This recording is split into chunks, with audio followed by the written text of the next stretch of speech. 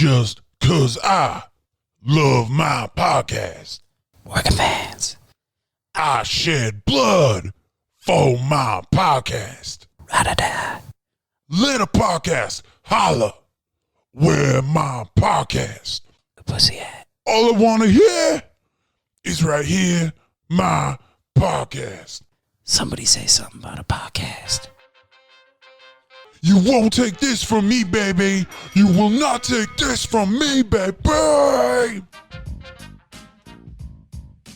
Fans, welcome to the Working Fans Podcast presents, aka Slippery Joe's Funhouse, where we bring you a bonus podcast each week presenting your favorite podcasts' favorite stuff. Now, we have some Tape Trader's Guide to the 90s coming up. We have some Cult in Connecticut. We'll be bringing you some Peter X. Morosky and a variety of other things through year 2. We want to take a minute to thank our newest sponsor on the show, 482 Designs. That is FOUR, the numbers 82 Designs, 482 Designs. You can find them on Facebook by looking up FOUR 82 Designs, at FOUR 82 Designs on Instagram. And if you want to email them, go to FOUR82designs@gmail.com. Pretty soon, we're going to be rolling out some high-quality t-shirts and stickers that were just done by the sponsor. Please check them out for any of your screen printing needs. First off, it's light years better than our first one. Also, like, survive the washer and dryer. They look good, and they're good quality. Nice. And those stickers before Paco chewed them up were amazing. And luckily, we'll be getting some more in, hopefully, before we start selling them to fans. But that's FOUR 82 Designs. Guys, I want to take a second to tell you about All Everything Entertainment. They are your home for the latest breaking news and opinions about sports, wrestling, and entertainment. From jock to geek and everyone in between, they will definitely have something for you. As I'm recording this, they have 10 live weekly podcasts that can be watched daily on Facebook, YouTube, or alleverythingentertainment.com. The replays are available on their Facebook, YouTube, SoundCloud, or iTunes channels. Their shows run the gamut as they talk about the NFL, NBA, NHL, football, movies, bi-weekly top 10 countdowns, paranormal activity, wrestling, WWE, AEW, NJPW, UFC, Bellator, and so much more. These guys, they're just like you. They're passionate individuals who love a variety of subjects, and that's why they started this company in May of 2019, to kind of be a one-stop shop for entertainment. On September 11th, 2020, they made arguably their biggest signing by agreeing to terms with yours truly, the Working Fans Podcast. I was out of work sick, and I was happy to join them as a part of their team. You can find them on SoundCloud, Facebook, Twitter, Instagram, and YouTube by searching All Everything Entertainment, or go to alleverythingentertainment.com for their full schedule and a full list of their shows. If you like us, you will 100% like them. Thank you. All right, wrestling fans, I am JD. This is the Tape Trader's Guide to 90s Pro Wrestling, Episode 2. This episode was supposed to be me and Bandana talking about FMW Onita versus Hayabusa 95, but Johnny is making an impact right now in Orlando, Florida, and so we're going to move that to next Sunday. So today I have second generation superstar, the one, the only LT Falk. LT, thank you so much for coming by and stopping by to do this. I know you're a little bit under the weather, so we're just gonna chit chat today. So say hi to everyone. JD, first off, I do appreciate you having me, buddy. And we're going to chit-chat. That's right. Second generation wrestler here. You talked about the 90s. Being the son of Tony Falk. boy Tony. So let's kind of just start off, the first thing let's talk about is, being a child, being a kid. when were you first aware of like what your dad did? Like as far as like really understood that your dad is a wrestler and other people know who your dad is. Like when did all that first kind of come about? Well, check this out, man. Let me rewind a little bit. A buddy of mine, Anthony Wayne, he loves to say this. LT has known professional wrestling since the sperm has met the egg. That's what he says. So a lot of people, they know about my dad, but not too many people know my mother was a worker. 1983, she started training in Tupelo, Mississippi with a guy named Bob Hunter, and then she went over to West Memphis, Arkansas, and trained with Buddy Wayne and Ken Wayne and Ron and Don Bass. So my mom was actually an active professional wrestler from like 83 to 96. Oh, I did not know that. Yeah, man. Worked a lot for the Jarretts and Lawler back in the day with USWA and Memphis and whatnot. Got to work with Sherry Martel, Luna Fashawn, Jacqueline. Her last match was it was Eddie Marlin and Jerry Jarrett spot show in Bowling Green, Kentucky. And I remember I was actually in the locker room with Downtown Bruno, John Gonzalez, Big Crow, Timmy Thompson, Jeff Jarrett, and I'm just a young kid and looking through the curtain watching my mom. My dad was out there managing her, and she was working Jacqueline, and it was in 96. She took a bad bump, went to break her fall, but fucked up and broke her wrist. Wow, broke really? Her wrist pretty good, and I guess her and my dad was having a few problems at the time, and next thing you know, 98, parents get divorced, and she just, she's not a big fan of wrestling now, but still, you think. Yeah. Growing up. Both of your parents. And then, 83 to fucking 96. And then my dad, we're going to have to get him on here with you sometime so he can explain his crazy career, and, a lot of ups and downs. I was promoting you doing this today on my Instagram and everything, and Solomon Grundy, old school lucha wrestler. Okay. He commented on one of my posts and just said, hey, because there's a picture of you and your dad together, and he's like, hey, make sure you say hi to Tony for me. Tell him that Solomon Grundy said hi because Tony's such a great guy, and everyone loves your dad. Everyone loves Tony Falk.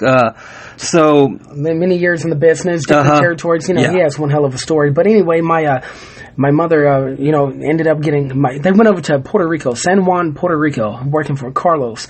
In this apartment, you had Tony Falk, Candy, pregnant with me, and KG Muto, the black ninja. Yeah. Nobody thought he was going to grow up and become the big fucking Puro Rasu legend that he is, right? Yeah. But he used to rub on my mom's stomach while I was in there, man. And then I think July of '88, Bayamon, Bruiser Brody, the whole incident. My dad was there, man. Wow. My father was there, and if anybody knows the stories, the fanaticals, the Puerto Rican fans wasn't too crazy with the Americans. It gets crazy over there, especially with all the hills getting heat. At Carlos is WWC promotion, man. Batteries and rocks being thrown, buckets of piss, all kinds of stuff. But anyway, it wasn't the place for my pregnant mother to go to the shows. So just staying at home by herself, being lonely. My dad out there, is out doing there his the thing. shows. But I mean, that's how it goes. That's how it is. Right, man. right. But then after the Brody incident, being stabbed to death, my mom's like, get me the hell off this island, Phil LaFleur, Dan Crawford. They was trying to get my dad to go to Canada to work for Stampede, and plus my pregnant mom, go to Canada, free health care. So I was almost... Wow. I could have been born in PR, Puerto Rican, American Puerto Rican, or Canada, but instead, after the Brody thing, get me the hell off this island, she said. So before he got too far along in the pregnancy, they flew back to the States, and my mom had some family in New Albany, Mississippi. So my good friend Mitch Ryder, New Albany, Indiana. I was born in '88, right there in Mississippi. But then, like a month later, that's where we moved to Dallas, Texas, because my father, had the job with the Von Erichs, world class, and I think I was a month old, maybe not even a month old when I went to my first wrestling show, and it was right there at the Dallas Sportatorium. Wow. World class. Wow. And I lived in Dallas, Texas till I was 5. all these stories, man. I wish my damn mom and dad would have done more videos and more Right, pictures. right. You know? I mean, people think I'm crazy, but I'm always taking photos of my kid Right. playing with her. You know, I have a 7-year-old, you know, and it's not Barbie dolls, it's damn wrestling toys, you know. And I'm always taking little, you know, videos and pictures of her with her toys. Or anytime we go to a show, you know, her and some of the talent. It's crazy how some of these big muscled up men, these monsters, become little teddy bears when they see my daughter Yeah. Elizabeth. Yeah. I'm always trying to document and keep this stuff, you know. You never know what her future holds. You know, Yeah, she wants to yeah. be like mom and dad. But I just wish my mom and my dad would have done more, you know, more photos and whatnot. Sure. You know, stories about me and Stone Cold Steve Austin. Picture those moments. Yeah. Yeah. Junkyard Dog sitting in his lap, shadow boxing with them. You know, me and Chris Von Erich. You know, I turned 1 in Dallas, Texas, my very first birthday. I do have a few pictures of this. And who was there? Superstar Bill Dundee. Wow, in Superstar Texas. Bill Dundee was at my very first birthday party. William Moody, you know, Paul Bear, Yeah. Percy Pringle, and all his kids, Eric Gambry and his kids. So, you know, friends of my dad's and their children. I mean, it's cool. But, you know, just growing up. And then, like I said, when I was 5, we moved out to Nashville, and little young LT Falk lived at the infamous Congress Inn, you know.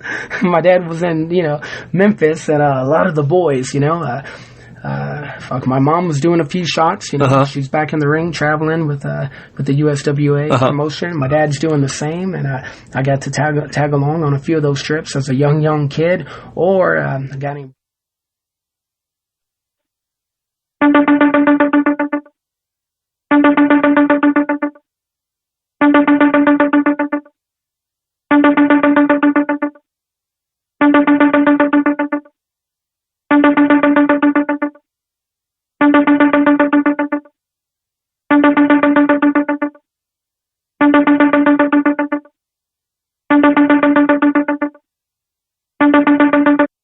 House Brown. Yeah. Had a girlfriend named Ingrid.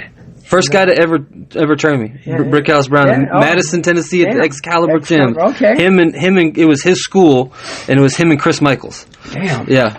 I was 15, I think, and when I came in, Brick said, you know, are you 18? And I was like, yeah, you know. He's like, and I'll never forget. He's like, oh, it's no big deal if you're not. He's like, I just need to get your mom or your parents to sign a waiver. You know, I'm like, no, I'm 18. It's everything's cool. Like, don't worry about nothing. It's all fine. Here's a funny story. So fucking, you know, you're lying about the age at Excalibur Gym, training with Brickhouse. Same venue, same ring, just a different night of the week. Tony Falk and Gypsy Joe had a training school there. Oh, really? And Mark Houchin, Mark Anthony, Staples Malone.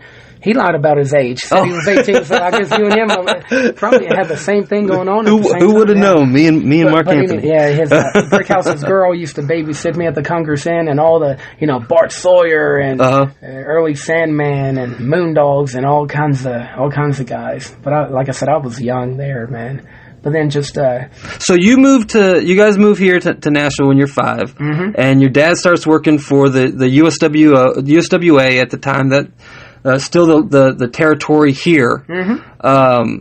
And so you start riding with him, you know, occasionally, and you know, you're around the business. Your whole life you've been around the business, but now that you're getting to be 5, 6, 7, getting older and kind of, and you're going to school, like, do your friends in school know that your dad is a pro wrestler? Do they know that you're hanging out with Jerry Lawler or Bill Dundee, or do they know that, or are they? And do you even know that? Like, do you understand that to some people this is you're a very lucky kid, you know? It's a big deal. Or are you just completely, it's just your life, it's not a big deal, and you don't think anything of it?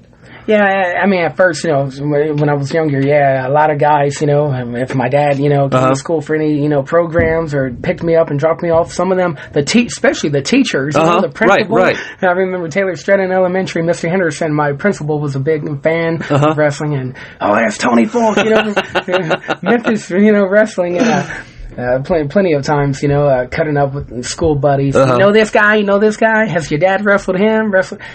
And even a time or two, man, I remember whenever WWF, you know, come to town, you know, it's a lot different now than it was back then. But a lot of guys, you know, would invite Tony Falk to come, you know, see some buddies, you know. see some buddies from the past and meet some new guys, and he always brought me with him. So I'm a young punk kid running through the locker room, meeting the guys, getting 8x10s, and even a time or two, some of my best friends at school. I even had like Shawn Michaels or the Undertaker. Can you autograph this to Jeremy? Can you autograph this to Ricky? And You were selling gimmicks. I would go to school, give them these 8x10s and whatnot, and be over with the whole class. Man. And then I got older, and then I kind of now and everybody's always, hey, LT, tell me stories about the WWF in the 90s. Man, I know I watched it, because hell, I had all the toys, all the rings, the belts, the wrestling buddies, so much, man. Only if I had half of that shit now. Yeah, I had sure. back then, I know for a fact it's worth money. Yeah. Or my little one could have it and enjoy it. But man, I can name names and gimmicks, some of the guys I was into. It's just when it comes to angles and stuff, matches. I don't know why, man, but especially for a guy like me that's not big about the gimmicks, right, it's just kind of like a blur, man. Well, yeah, we'll talk about that here in a little bit. The indies, all these outlaw shows, Del Mann and Terry Rice, anything associated with Lawler and Jarrett's, Memphis, traveling with my dad and Billy Joe. I mean, that was one of my favorites. The Sweet Music Man, Billy Joe Travis. Yeah. He was a character, man. Yeah. Good performer, Excellent performer. Character development, the gimmicks, just a lot of personal, like demons, man. I had never, I'm from California and from the West Coast just in general, and I had never heard of Billy Joe Travis until I started tape trading. And until I got USWA tapes, I'd never seen him, and he was just phenomenal. Just one of those guys, so easy to hate, so simplistic, and I'll never forget his tights. The one leg. I think that was almost heelish by itself. Just him coming out with those fucking tights, just like, what the hell are those? That by itself was almost made him a heel. But style and some of those flamboyant colors. He was just such a personality. He was just so good and when I moved here, getting to see him live at Music City Wrestling, he was everything that I thought he was on TV and more in person. So I've always said, man, I wish I wish guys, like him, was still around. To teach. Or maybe if if I was a little older, maybe I would have started sooner and could have had a chance to work with him. Right. But a lot of memories as a kid, and Billy Joe being nice to a young LT, man. So great segue into how old were you when? Kind of explain your process in training, because for someone like me, I went to Brick House's school, and then after Bricks, I went to Steve Dahl's school, and I paid my dues and went to class every week and everything like that. And, especially with Steve Dahl taking me under my wing when I was, basically homeless and, living in an apartment without any electricity or running water. And he'd buy me $4 cheeseburgers on our way home from class, because I didn't have a car either. He'd come pick me up and drop me off, and he'd buy me 4 double cheeseburgers from McDonald's. And so I wouldn't, because I was training and I was concerned about my body and everything, I would just take all the patties and I'd take all the bread off, and I'd just and I'd sit in my apartment with a candle and eat them with a candle, and I would just dream about wrestling. But so that's how I kind of paid my due. I didn't. What was it like for you as far as your dad is a worker, but I'm sure that doesn't give you free reign of the ring and everything else. But you're probably able to kind of, before you're even being trained, kind of work out with guys, right? That's it. I mean, I was going to say, it takes a whole village, man, to raise a child. So, it goes back from, being a young kid, traveling with my dad, being in the back seat. I can't help but to hear what my father, Bill Dundee, or my father and Ashley Hudson, or, a lot of trips with Jeff Jarrett. Hell, the entourage, Frank Morrell, Tony Falk, Jeff Jarrett, the little clique they had. So I was always, around, good guys and a lot of stories. This business has built its own stories. Right.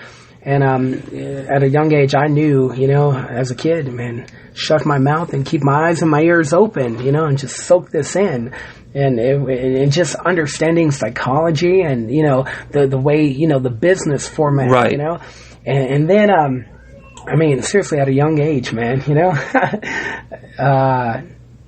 damn, in 99, so before 99, Excalibur Gym. Hell, when my dad had that training Right, school, I right. remember I'll hop in the ring and just try to, hit the ropes and take back bumps, some say I probably had more talent and charisma then than some of the boys.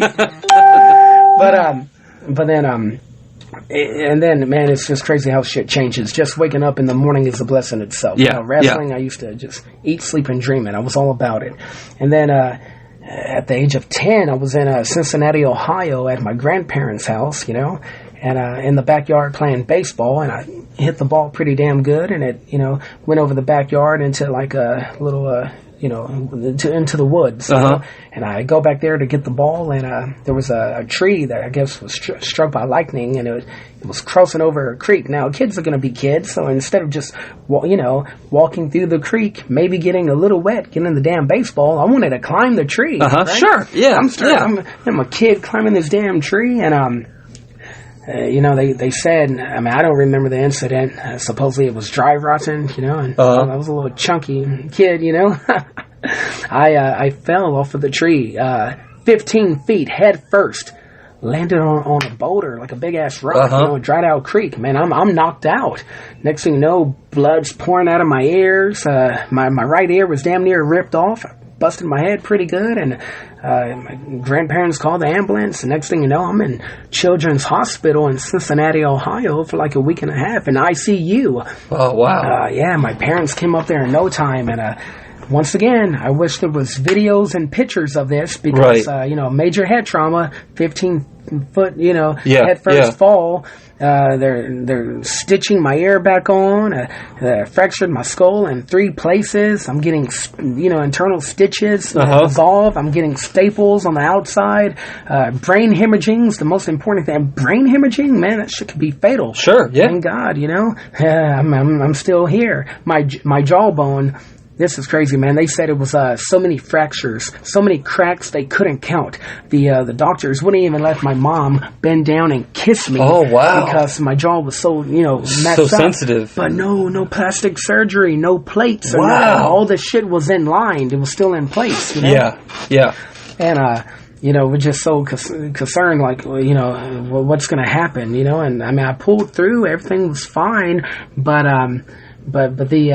the thing my dad was worried about, hell, I'm only 10, but he's like, what about sports? Because I was into basketball too. Yeah, I'm sorry, I left that out. Like middle school. And, you're a 10-year-old, you're a 10-year-old boy. Elementary, and then thank God I did do it later on after the incident. Basketball, for, the community and different churches and whatnot. But anyway, there was like well, man, what about football? What about, the wrestling? Right. Wondering, and some doctors, like some are too fragile, yeah. And that meant just, residual headaches, getting with a neurologist, a lot of testing. I had to do CAT scans and MRIs for a while. So some was thinking in the future, they know how this business could be, with all the shots to the head and the bumps. My mom's thinking, not no, but hell no. Elsie's not going to be a wrestler. He's not going to follow in his dad's footsteps. Right. That's her baby boy. She's overprotective, But then, and at the time, I kind of, like I said, my parents was divorced too. So, I was with my dad Wednesdays, Thursdays, and Sundays. I didn't get to really do too much on the weekends, the main nights for professional wrestling. And then some of the shit going on with WWE, I guess the Attitude Era, my mom wasn't really letting you watch half-naked women, guys chopping out their crotch. So I did take a little break, and wrestling was kind of, behind me. But then next thing you know, I started trying to, get more involved. My dad and a guy named Ronnie Brown and Big Timmy Thompson and Baron Fox, they had that USWO that started up in Springfield, Tennessee. So now, my dad's running it. I mean, which, my dad's wore many hats in the business. Yeah, Manager, wrestler, matchmaker, referee, booker, promoter, all that. So now, here it is, 2000, 2001, So USWO started 2001? Yeah. Springfield, Tennessee, the big community center. Once a month, had some good stuff there. Tracy Smothers, Chris Michaels, Ashley Hudson. At time, we'll bring in names.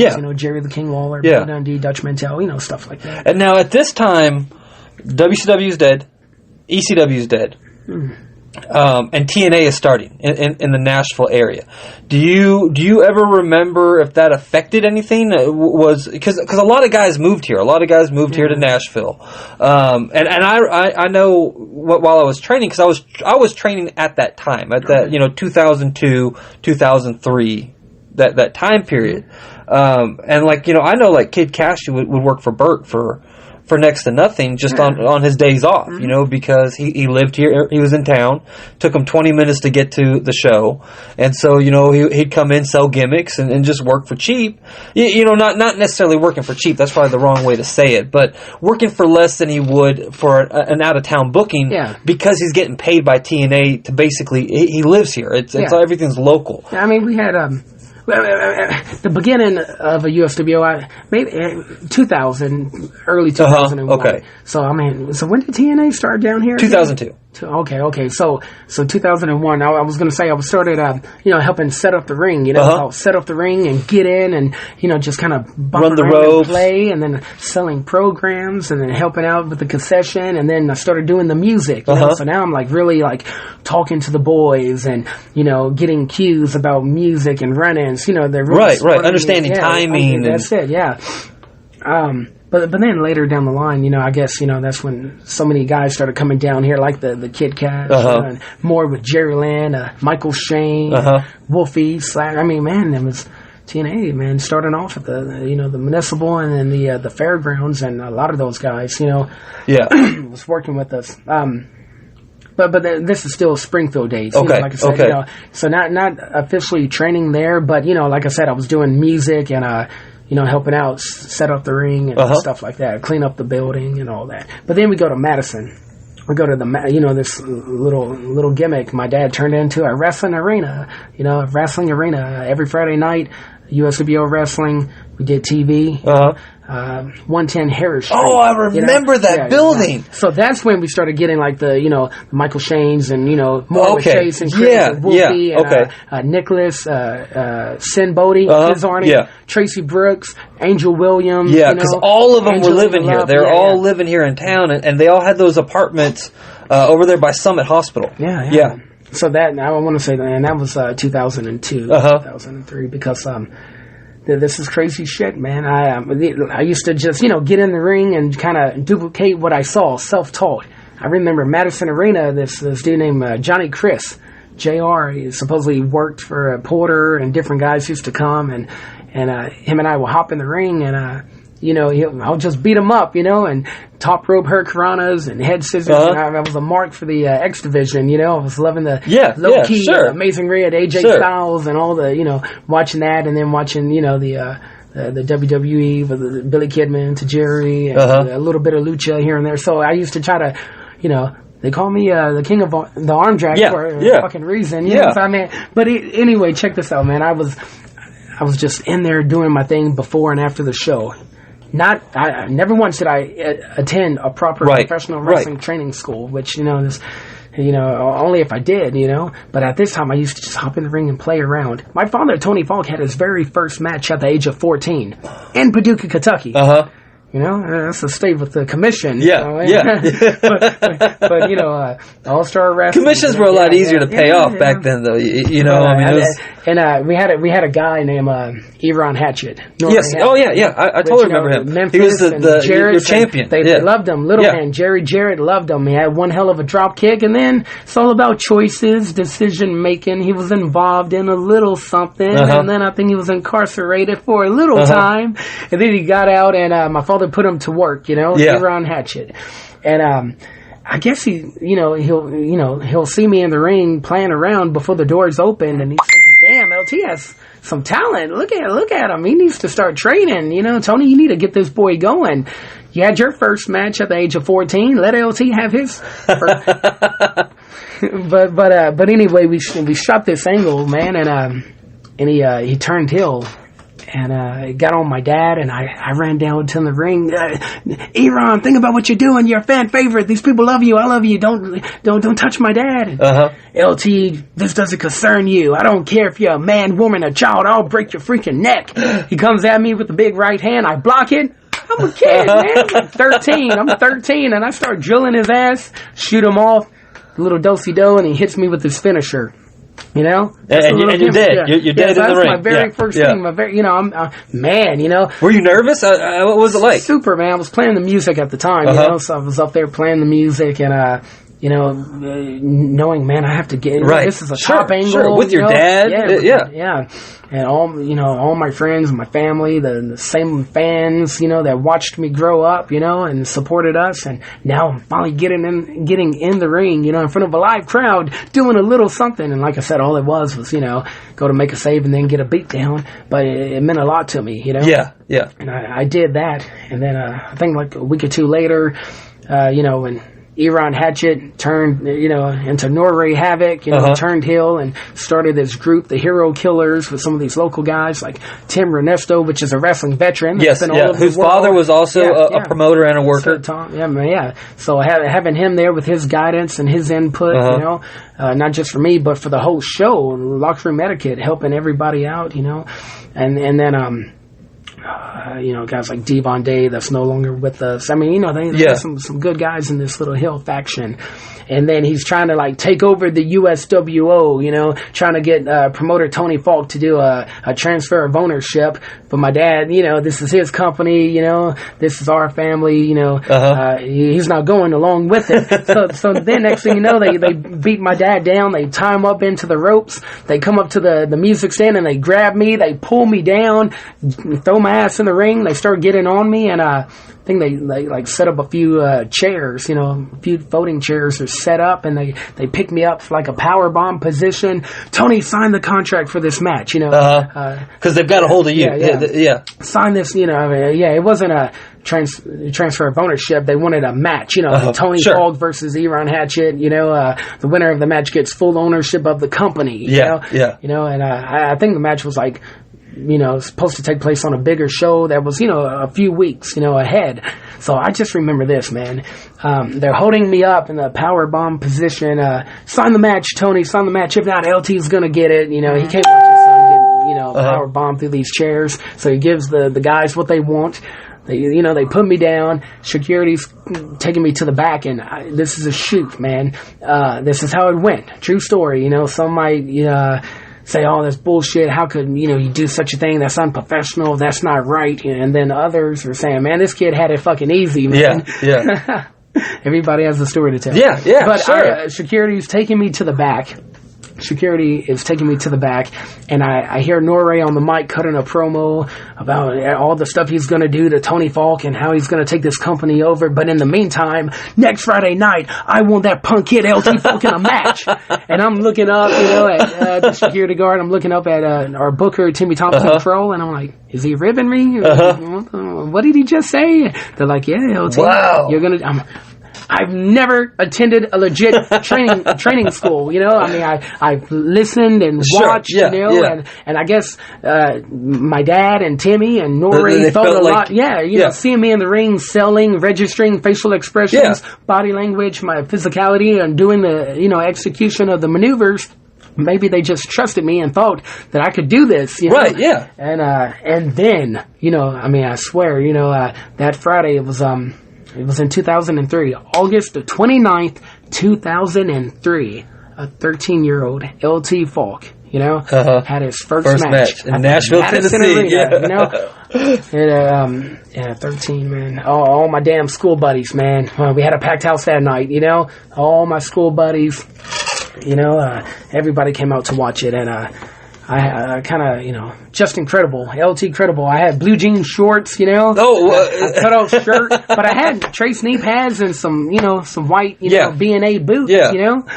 I go out there and have my very first match, in 2003 with Nori Havoc, and it was... And he take care of you? Oh yeah, man. I mean, it was good for the most Yeah. part for a first match. I mean, I've seen a lot of guys have their first match, and not to brag or put myself over, but seeing what I, now Right, when sure. I go back Yeah. and watch, Yeah. and then listening to my peers, that watched it and they told me what they thought. I mean, Right. it wasn't bad for a first Right. match, man. Wasn't bad at all. Did a DQ finish. Hills come out. Babies make a say. I mean, next thing you know, the fall. And then after the deal with my dad and Norway, when the babyface went over, USWO remains. We still keep the angle going with the Falk family and the Hero Killers. Uh-huh. My second match was a tag match: Tim Renesto and Nori Havoc versus father and son, LT and Tony. Wow. Falk, Wow. Wow, and then, that was pretty good, but I think maybe there was a thing or two I fucked up on, Sure. timing Yeah. and whatnot, but then I'm like, well, if we're gonna do this, we have to do it right. We had a guy from Kentucky, his name was John Caesar, one of the Heartbreakers. Oh, yes, Yeah, I him remember and that team. Yeah. Him and Larry Valentine. Yeah. So John had a training school, and I started, and he had a great physique, good body, knew a lot about the business. He used to, I think he was a little financially fit, so he had money, he used to go to all those Heartland seminars, Les Thatcher, Harley Race, Ricky Steamboat, Right. and learn a lot of good stuff, and then come back and teach it teach to you. me. Right. So hell yeah. So where was this out of? Madison. This was out of Madison. Yeah, Okay. he did every Sunday. I think it was like 10 o'clock to 2 o'clock training school. And I had a good class, good guys there, and I'm training, man. I'm watching more and more tapes. I'm learning. I wanted to be a student of this business. I wanted, because my dad's always said, different folks, different strokes, different styles, different speeds. Yeah, I love this X Division high flying shit, but he wants me to learn how to work. Everything. You gotta learn how to gotta crawl before you can walk. Right. Right. Elementary before high school. Right. Building blocks, foundation. And John helped me out a lot. And then guys like Bill Dundee will come in and do seminars. Right. Tracy Smothers will come in, and then I even got to go on the road a few times with Tracy, and be his bump monkey for the seminars. So I'm helping teach in a way. 14-year-old kid. Yeah. But I'm learning a lot. And then, so at this time, what wrestling were you watching during this time period where you're now training? You're officially training. You're in class and you're learning. And so, what are you gravitating towards? What are things that are interesting to you the most at this time period? I said so. One, I was back on the whole Raw and SmackDown, back on the WWE kick, watching a lot of that, and then the TNA, of course. My dad also worked with TNA behind the scenes, him and Bill Behrens on the headsets, gorilla position. So, hell, man, I used to get out of school, and my dad would pick me up, and I would get to the good old Tennessee Fairgrounds hours and hours before the doors opened, and I'm so glad, TNA will allow the young punk kids to come in and sit there and watch, and talking to all the guys, Raven, Scott Levy, Kid Cash, Jerry Lynn, Conan, so many guys I got to rub elbows with and talk. They're there all day. And then some of them, oh man, LT, you're going to make a fine young wrestler, do this, do that. And then there was a few guys kind of along the way, oh man, you're too young, or the sooner, you get in, the sooner you're going to get out. You're going to, it's just going to, it takes a toll on the body and the brain. You're going to get burnt. But I'm glad I got to talk to a lot of guys and see a lot of stuff. But Kid Cash, hell, check this out. So not only was I doing the weekly thing with John, man, we had a few training schools out of that building. Tony Falk was making that money. He's a businessman, So this guy with his, if they all came together and did one big school, that would be great. Right. But everyone had a different day. I was doing the John Caesar thing with him on Sundays, and then I think it was a Monday night. Kid Cash, Monday or Tuesday, Kid Cash, started doing a training school. Well, my dad's building, my dad's ring, Cash's school, you better believe I'm going to be in it. Right. And being that, he was one of those guys, in that TNA X division that I loved so much. I was marking out for. Dude, me you better too. believe, dude, I was there. And when it comes to registering and selling and more of the high flying maneuvers, the arm drags, the drop kicks, and all the stuff, man, Cash really helped me out, man. Really helped me out. I was blessed, There was a few times growing up as a kid, my favorite was Bret the Hitman Hart. Like when I did watch, WWF, WWE, I love the damn Hitman. Yeah. And then one time when WWF came, I remember we was in the back. The one 8x10 that's not autographed to LT or to Anthony is my 8x10 from Bret Hart, and that's because my dad and Jeff Jarrett and Tom Pritchard was sitting there talking, and I'm there facing them, and I guess Bret Hart saw me going around getting free merch and 8x10s from all the boys, so he took it upon himself to go to the back and take a picture out of his bag and stay cool, Bret the Hitman Hart. So as I'm looking at my dad and Jeff, somebody walks behind me, reaches over me, and lays a damn picture, autographed photo in my hand, and I looked up and it's Bret Hart, Oh man, that was awesome. I never did get a pair of them damn glasses from him, but I got the 8x10, and man, my dad, he respected that, so much, and they hit it off pretty good, my dad and Bret, and I've seen him a few times. And, since then. Yeah. Bret being one of my favorites, there was his nephew, Teddy Hart. Yeah. Teddy Hart, man, what a loose cannon. Yeah. I started hearing the stories about his attitude and his promos and his decision making. But when it comes to, in-ring ability, brother's badass, Yeah, wow, incredible. Yeah. And he was coming down doing those Wednesday night pay-per-views. Yeah, I remember that. Staying with a few buddies, doing some local shows. Him doing and Punk got in a fight at the fairgrounds. Yeah. My dad was there. I missed it, but my dad was there, But anyway, he'll do the Wednesday night pay-per-views, chill, do some indies around Middle Tennessee, and then come in on Sundays too during the John Caesar stuff, or maybe after that, and do a little training school, little seminars. And this lasted for a good month or two. So I was in the ring with Teddy Hart, Yeah. just Kid learning. Cash, So, Teddy yeah, Hart. Yeah, man. Yeah. Like I said, Raven. a village. Yeah, A village, Yeah. So, man.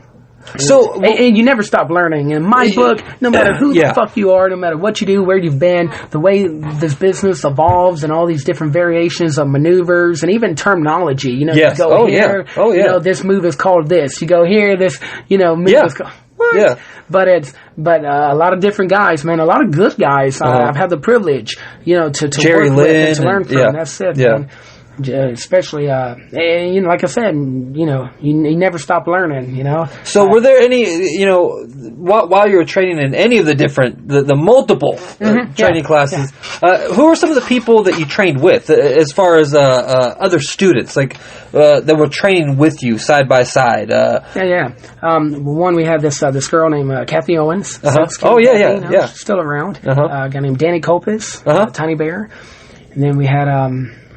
quite a few others. I know, because that was that time, like the Stephen Green. No. Slick this J. No, that was later, man. That's like 2008, 2004, 2005. Okay, so this was. Later. Hold on. Okay, so check it out. So 2003, 2004, 2005. Was when. Yeah, 2003, 2004, Madison Arena. With the a few months, the seminars with Teddy Hart. The Monday and Tuesday thing with Cash, and then John Caesar, Dan Morrow, Booty Call. He even had something. Him and Slacker J, a Puerto Rican dude named Ismail. Man, we had a lot of special guests coming in for these training classes. But then we had like a few different guys in there doing their own school, and I got to attend everything. Because I lived only like 2 streets over. I used to walk. To the, just actually not, I used to just cut through my buddy's yard, then get there. So I walk up the street, turn and walk down the street, and I could just hop a fence and cut through somebody's yard and get to my dad's building, Yeah. So, I was there on everything, but, and then a lot of different guys, Josh Troh, Jason. Some of them are still around, but then a lot of others have just kind of dropped off. Right. But then next thing you know, my dad was paying that weekly rent on the building. Never missed a payment. He paid every time, and I guess the landlord or the guy that had the building, he was not paying on the building. He was pocketing the money. Next thing you know, they're foreclosing this damn Madison Arena. Wow. So all this money my dad's paying, the guy's not paying the bills. He's pocketing the money. Right. He's a character, and you meet a lot of those. Not just in this business, but in everyday life. Right. And he got one over on Tony Falk. So just like that, they're foreclosing the building. My dad packed his shit and had to get out. But in no time. That's when Stadium In and Burt Prentice USA Championship Wrestling, their relationship was coming to an end. And never once did we try to go in there and get that build. And Build It Shields came to us, you know. But my dad said, "Well, give it some time, you know. I mean, just do things just in case, professional. If it's not meant to be with Burt Prentice and his promotion, it is what it is. Let it cool down, give it some time, and then Stadium In could be our new home, and there it is, you know. Mid 2004. So USWO started in late 2000, early 2001. We even had a show. Tennessee. I filmed a poster the other day. I was going through some stuff. It was a Tuesday night, September the 11th, 2001. 9/11. Wow. You know? So that morning, all that, the world changed. Wow, I wonder. All that stuff happened, and then my dad had a show that night in Springfield, but, we canceled it, Right. Still went to the building, you try to get in touch with all the boys to let them know, hey, man, a lot's going on today. We're going to call this show, call it off. Yeah. And then some guys, I guess they didn't get the memo or the message, and they still made the damn trip, But a lot of fans, we just had to turn them away, because like I said, Right.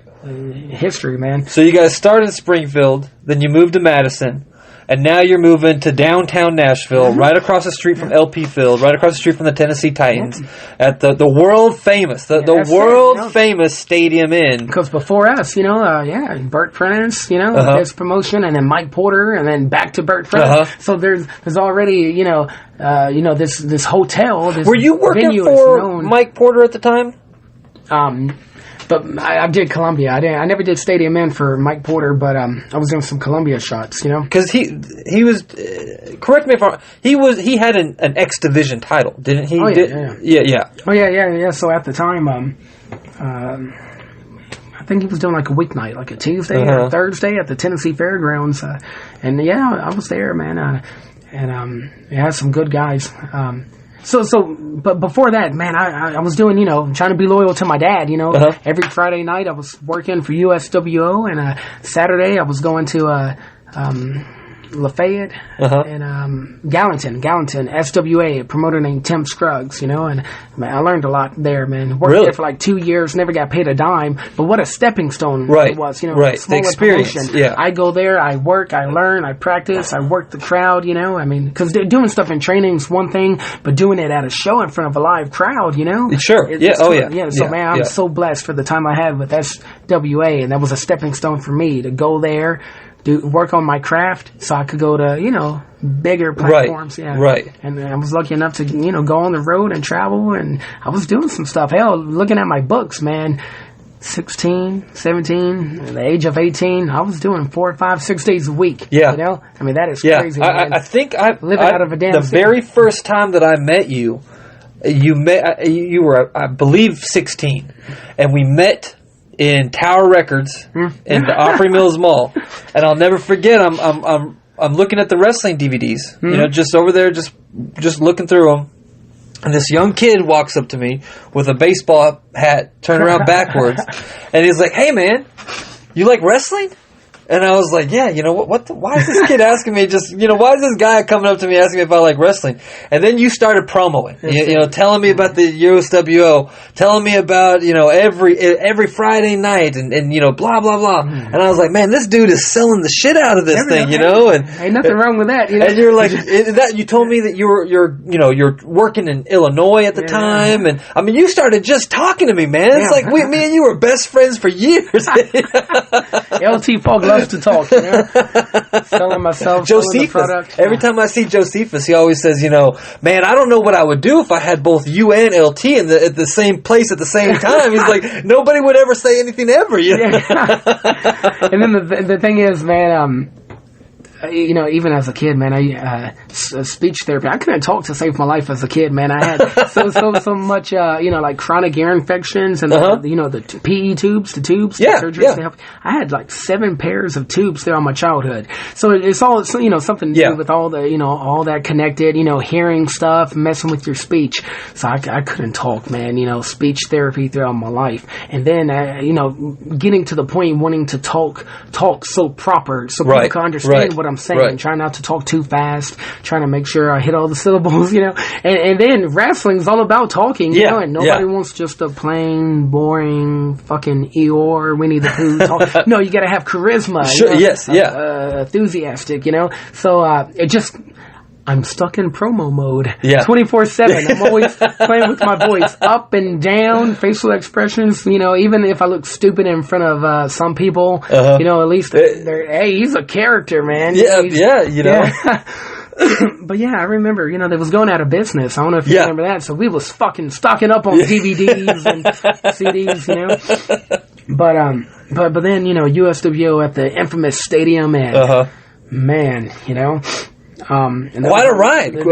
Yeah, 7 years, man. 7 straight years. Yeah, we only missed like 5 shows in the 7-year run because, you know, the weather and whatnot, you know, and it was a weekly promotion. The last few years of that 7-year run, we was doing every Friday and Saturday. I remember. 2 nights back to back at the same venue. It's tough. Yeah. Friday was the A show, more professionalism, a good house, you know, and Saturdays was the B show. A lot of Well, you were running the Saturday show, right? Near the end with your students and actually booking. I mean, you know, some guys, you know, what they, you know, I can't take this kid seriously. He's a fucking 16, 17, 18-year-old kid, you know, 20, 21, you know. I mean, we was there for so many years, but then others, they're like, well, we know everything, you know, he does, you know, it's not just him, you know, he's running it by Kroll or running it by his father, Tony Falk. Right. They have to okay it. Yeah. Sometimes it was them just booking the shit. And you had a different... You know, I'm relaying the messages. Right. But then again, growing up in this business, no, you know, I'm not the most educated fella out there. There's not too many, you know, man, it's never too late to turn a negative into a positive. I'm 29 years of age now, and I'm going to go back to school. There's a lot of things I need to work on, you know, you know, just to open the door. You know? Right. But you know, wrestling is what I know. Yeah. Other things, you know, didn't excite me. I could care less. Sure. You know? So, you know, I was my own worst enemy. Never once did I have the body. So many guys, they cut promos on me all the time. LT, you know, it's who you are. I mean, I don't want to be judged, you know, because who I am. Right, sure, it doesn't fucking hurt to kind of, you know, use that, you know, Tony Falk name to get my foot in the door. And then, I want my attitude, my personality, my work. Talent, you know, my talent to get me over, you know. But, you know, looking like an athlete is one thing. Yeah. Everybody's always said I had a decent frame, a decent base. Only if I work out and eat healthy, man, I'll get some good results, you know. But and there's times, you know, I'll kind of get dedicated to the gym and you know, stock up on the grilled chicken and the tuna, and next thing you know, the traps and the triceps are sticking out, looking good, and then I'll fuck up, and that's all of us. Have one of my favorite Chinese buffets. You know? I mean, that's every one of us. You're not alone in that. And then outside the business, you know, I remember a podcast Mark Couch and Mark Anthony did one time with your buddy Jason James. He brought up my name, and he was like, I think LT has so much talent, you know, the gift of gab, you know. He knows a lot about this business and who he is. I mean, it wasn't really forced upon me. I mean, I was expected to follow in my dad's footsteps, but, you know, my dad said I could do whatever I want, you know. Right. But you know, being that I chose to follow in his footsteps, why not? Why not go to the big league? Why not make it a goal and try to achieve it? But dude, I was my own worst enemy, and then outside the wrestling business, I've done some stupid shit that kind of made it a little hard and complicated for me to get to where I need to go. And then Mark Anthony was saying, LT, when it comes to, you know, in the ring, he knows. Outside the ring, you know, some of his ideas. Well, you're young, you know what I mean? Because you're still young. Demons. And as long as you show remorse at the end of the day and know you done wrong and you ask for forgiveness and then you learn from your mistakes.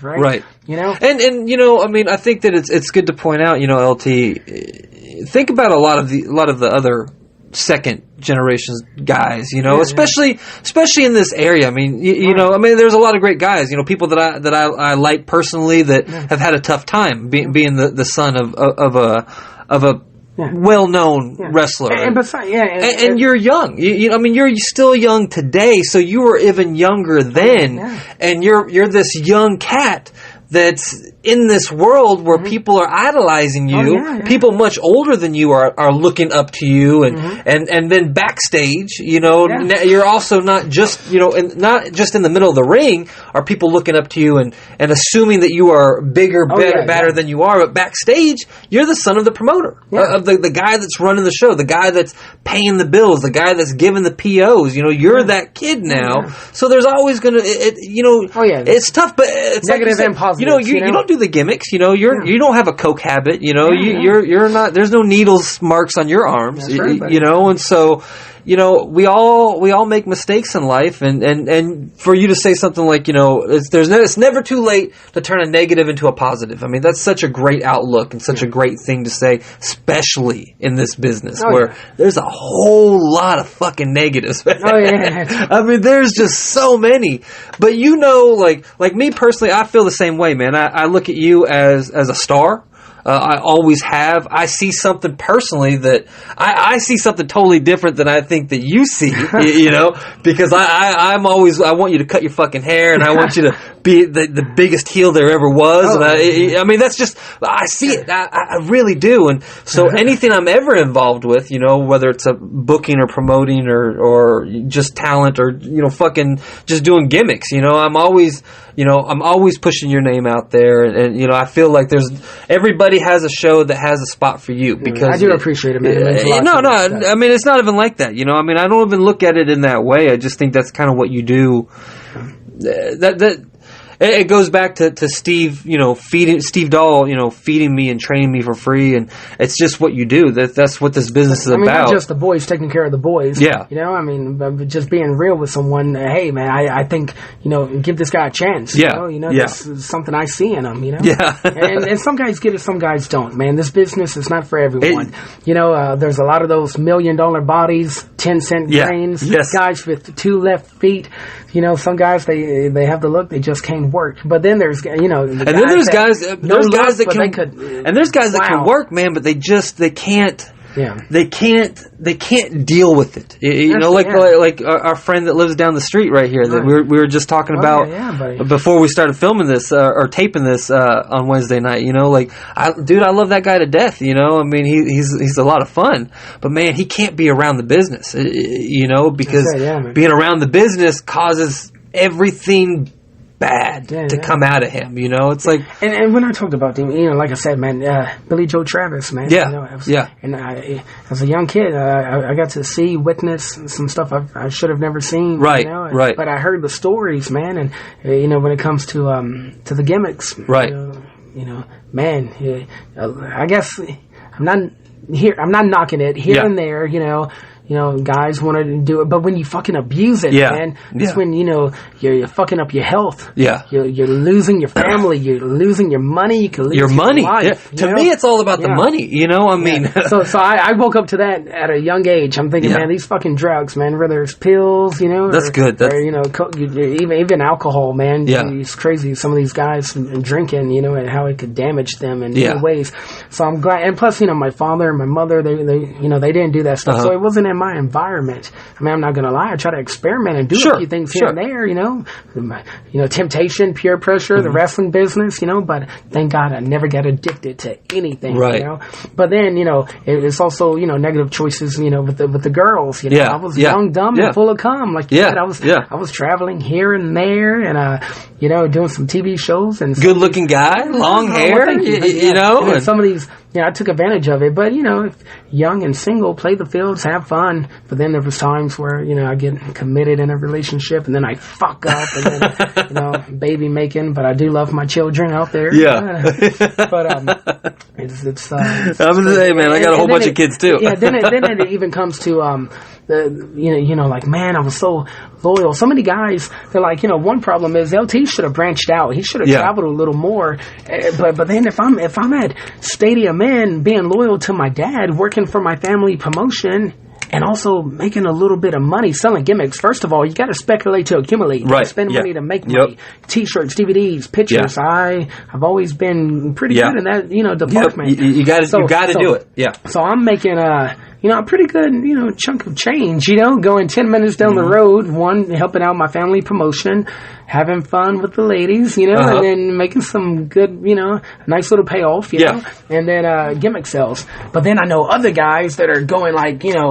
on these fucking trips, I mean, making $20 at the end of the day. Money, but then again, good promotions, good guys that could work with and learn from, DVD distribution. I mean, there was a lot of guys that, plenty of times I turned down, going to Illinois and Indiana for a certain promotion for that DVD distribution, Smart Video. Could have been on shows with some good names, Right. some guys that became big stars and made millions, Right. Only if I could have gotten, that click with them. But then I've always said I'm not just a mark for a booking, Some guys, they're financially fit. They could eat it, They Right. could pay for them to go here and there. Right. And at times, if you got to take a cut to get somewhere, something beneficial with production. Sometimes it's worth it. Yeah, Yeah. worth Sometimes it. And it's I've worth done that. it. Yeah. But there was, plenty of other opportunities. I feel like, man, I could have went up north. I could have went here. I've turned down a few tours from England before I ever met my wife. Right. Before I ever met my wife, my wife is a blue blood. She's a Brit. She can't believe I haven't done stuff over there. Married to a damn English lady. And I've talked to a few, promotions, and never know what the future holds. But I had opportunities before I ever met her to go over there, but I'm thinking, I don't have the body. I want to wait till I get bigger and better. I want to, maybe next time the money could be a little bit better. I can't believe I turned down some of the shit I've turned down. Right. But it's just, You live and learn. Yeah, that's you it. live and learn, That's it. experience. So now, I'm 29 and I've been working for 15 fucking years. Yeah. And I cannot believe it. Not too many people know. I'm 29 and I've been in this business for 15 years. Yeah. There's been times where I've been a weekend warrior, just Friday, Saturday, sometimes Sundays. But then there's been times, like I said, man, when I was looking at my book a while back and I'm thinking New Albany, Indiana for Mitch Ryder, and that was some good stuff, Some of the talent he had, the BJ Whitmer, Irish Airborne, Cesaro, Mike Quackenbush. Oh, yeah. And then, hell, one of my best matches, it was a legend show he did. It was a young LT Falk teaming up with one half of the Rock and Roll Express, Ricky Morton, taking on one half of the Midnight Express, beautiful Bobby Eaton, and Wild Eye Southern Boy Tracy Smothers. Ooh, man. I'm in there. I'm a young punk kid in there with all them legends. And Bobby and Tracy are taking care of me. They're shining me up, and babies go over. I get the win. Little stuff like that. I mean, I'm like, I cannot believe I'm in the ring with these guys. And then you've gotten to team with your dad, multiple times. Especially at the Tennessee State Fairgrounds. I don't care. You just won tag team gold That's it, man. with your dad this year or last That's 2017. it, yeah. Freedom Pro Tag Team Champions. That's a good promotion. A mix of talent. And being that it's in our backyard, at a building so rich in history, wrestling history, it meant a lot to me teaming up with my father. I used to go to the sports arena to watch my dad do his thing, and then years later I'm working there. He's coming to watch me, but being that we have the chance to team up and perform in that building, especially with tag team titles on the line, I loved it, and we were successful, man. All the support from those great fans, the promotion saw a little something in us, and That was a lot of fun, yeah. So what's the deal, man? Are they talking about tearing it down? I do believe something about this professional soccer, $275 As far as million. what I know, the soccer field, that won't be touched. The sports arena won't be touched. Oh, my God. The soccer field is going to be over to the left-hand side of it. Man. And the speedway won't be touched. The sports auditorium won't be touched. And most of the buildings won't be touched. It's just going to be an addition. They're going to build a park and a soccer stadium. Ain't nothing wrong with that. That's great. But I know a lot of people was talking about the sports arena was being tore down. Don't get me wrong, the sports arena is rich in history, and I don't want to see it go. It's a building that was built specifically for weekly wrestling. Oh, yes. The whole reason those bricks are there is for weekly wrestling. So I don't want to see the building go, but I think, I see a lot of people freak out about it anytime anyone ever talks about the fairgrounds. Oh, yeah. Progression is natural. It is just part of our world, you know? Yeah. And I personally, if they tore the whole thing down, I would be sad. I'd be really sad. But if they built something bigger and better that helped our community and helped our city grow and bring more people with more money, and now we have a new building that we can run wrestling in, and there's more people to come and buy tickets, that's a good thing. Why not? We all just need to calm down a little bit, though. And the way the city's growing by leaps and bounds. And when we did the first Crossfire show, it wasn't a Crossfire show. It was a tribute to the Fairgrounds show because they were going to tear the fairgrounds down. Then we did a second show because they were going to tear it down. Then we did a third show. And then finally we just changed the name because they weren't going to tear it down anymore, So, think about that. That was 7 years ago. That's it, yeah. Okay. 2011, 2012. Yeah. So that was 7 years ago, and it's still there. It's still there. You know, so I don't want it to be torn down. Yeah. Don't get me wrong. But then if again- it is, we don't know if it might be better than what we have now. Do you know? I mean, No, there's a lot of truth. progression is a natural and wonderful thing. Being afraid of advancing and being afraid of change is going to keep you stuck. It's going to keep you stuck, you know. And if you're open to the change, then you can jump out right into it, and you can reap the rewards from whatever changes. Yeah, you know, yes. you can't get rewarded if you're too afraid to try. That's it. Hey, So, but you know, this has been great, man. I have this idea, and I want you to run it by your dad, okay? Because I know he doesn't want to sell any of his stuff, and I know your dad has turned down offers to do interviews with Can't High believe it, Spots man, and yes. and all this stuff, and hopefully your dad likes me enough that he'll at least think about this. But I would love to do a interview with him, a video interview, Okay. where we look through some of his vintage wrestling memorabilia from the shows that he's been on, the stuff he's collected over the years, from going to Mid-South and going to World Class and all the different places he's gone. And I just...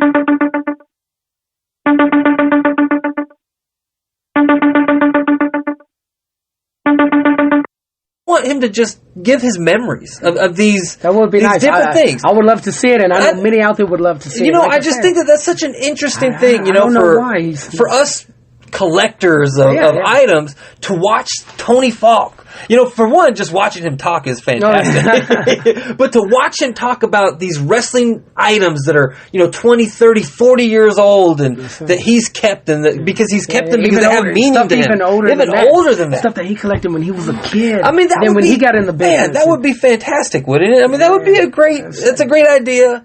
That would be One- nice. one Hey, day- man, I'll talk one to day him. maybe I'll your run my dad will be idea by ready. him. Maybe he'll give in. I mean, so many people, you know, shoot interviews, podcasts, even talked about the autobiography, you know, the book.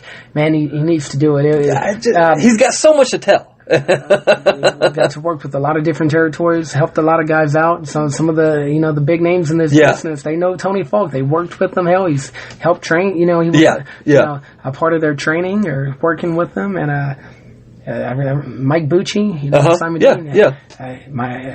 We talked a while back, and he was like, it's like, yeah, man, my dad's always saying, I'm just a jabroni. You know, like, he was like, what? He was like, man, don't you ever let your dad talk like that. Tony Falk is more than one of the boys.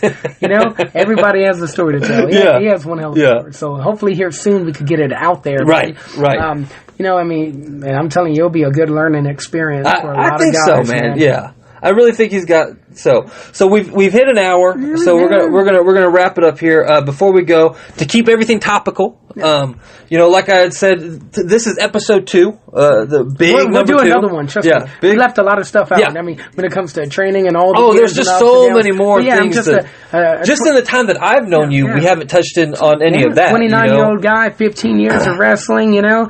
Started at a young age, trained with many different guys. Yeah, and, you know, USWO. I mean, just especially during the Stadium Inn days. I mean, you know, from Raven to Cash to Big Daddy V to just the number of people that you know pass through and work spots and a lot of TV, weekly TV for top names and 9 years. 9 maybe, years straight. Maybe a little longer than that. 7 years at the Stadium Inn. Right. But, you know, we had TV in Springfield. Kind of off and on too, but we try to keep it going. But yeah, I mean, think about.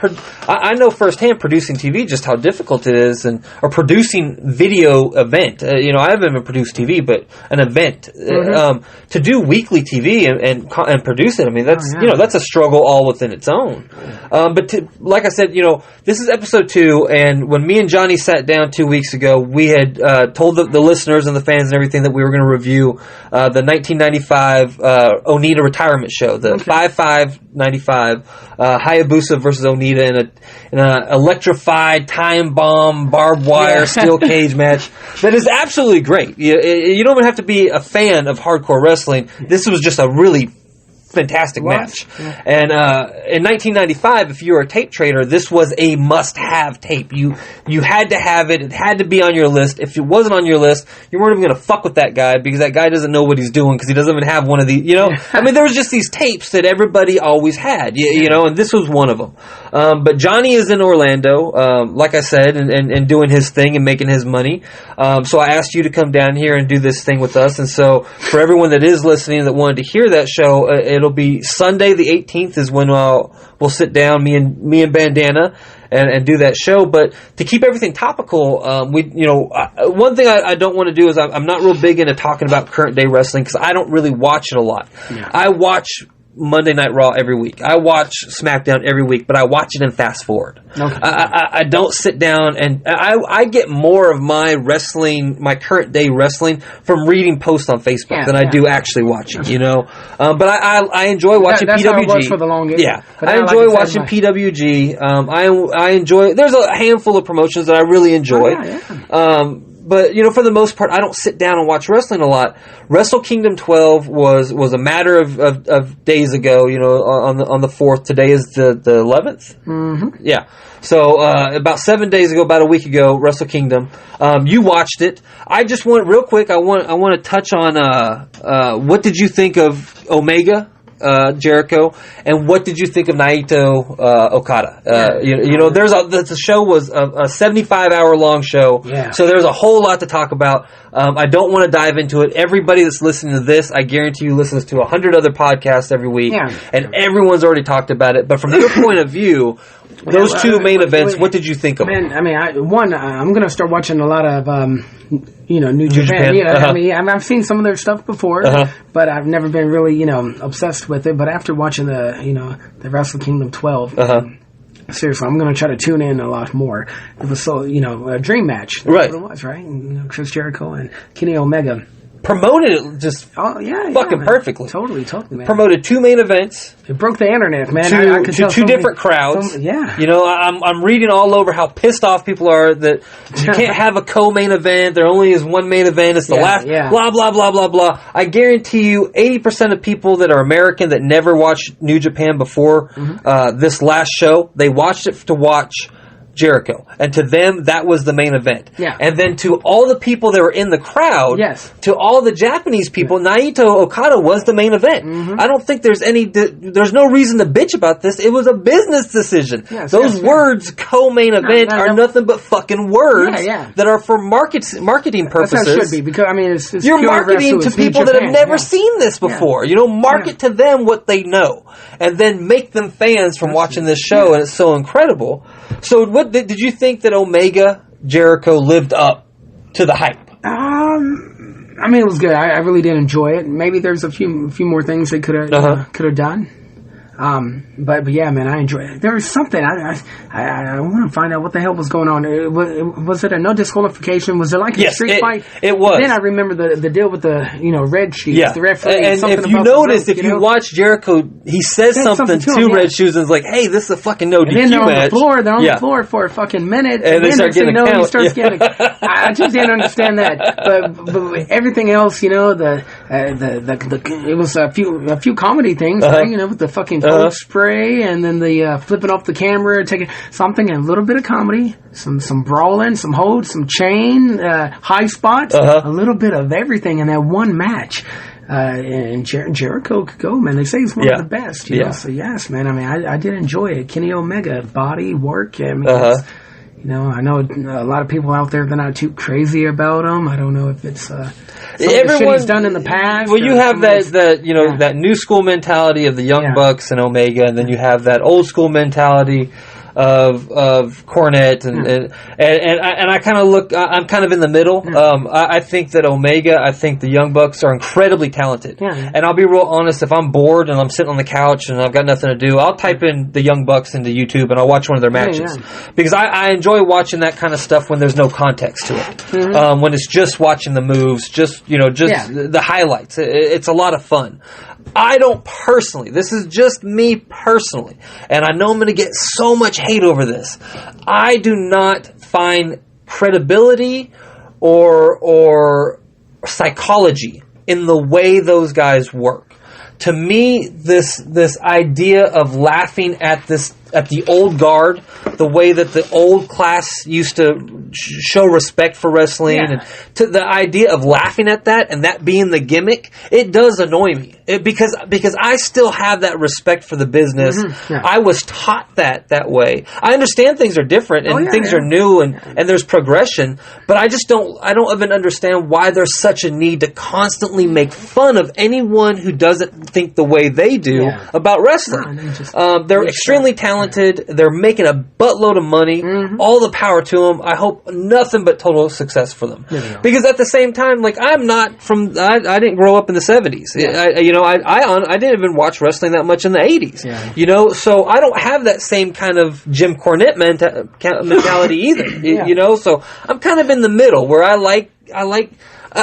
want a show to have a little bit of everything, from hardcore to high spots to psychology to strong style, everything in a show. You gotta keep it fresh, man.